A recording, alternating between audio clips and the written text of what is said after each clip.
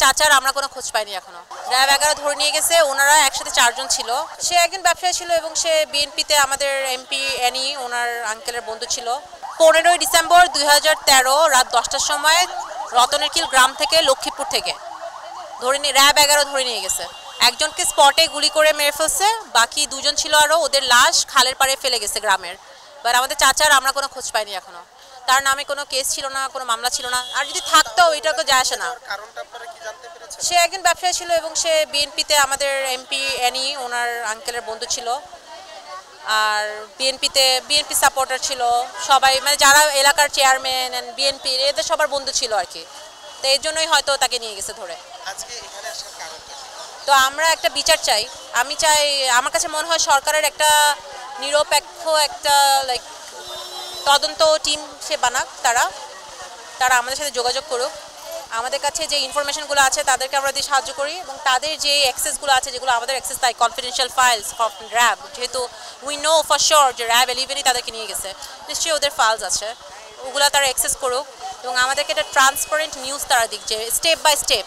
প্রথমে আমাদের ওসি থানার সে জিডি করে নাই, সে বলছে এগুলো বিক্ষিপ্ত ঘটনা এই সেই বলে সে জিডি নেয় নাই। বিএনপি সাপোর্টার হয়তো এর জন্য জিডি নেয় নাই।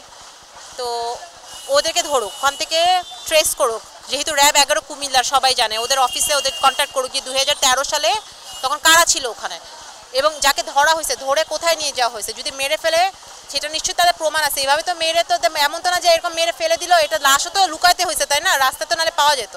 সেটা কোথায় কিভাবে কি করছে আমরা এগুলোর সব বিচার চাই। যদি মেরে থাকে কারা মারছে এটার বিচার চাই। তাকে সে যদি বেঁচে থাকে অবশ্যই তাকে, এখন আয়নাঘর তো আর একটা না তাই না, আমি তো শুনতেছি যে অনেক আয়নাঘর আছে, নিশ্চয়ই তাকে কোথাও গুম করে রাখছে। এখন আমরা যদি জানতাম কয়েছে ওখানে তো অবশ্যই আমরা চলে যেতাম, বাট আমরা তো জানি না। এই জন্য আমরা সরকারের হেল্প লাগবে, বিকজ তাদের কাছে যে কনফিডেন্সিয়াল অ্যাক্সেস আমাদের কাছে তো নাই।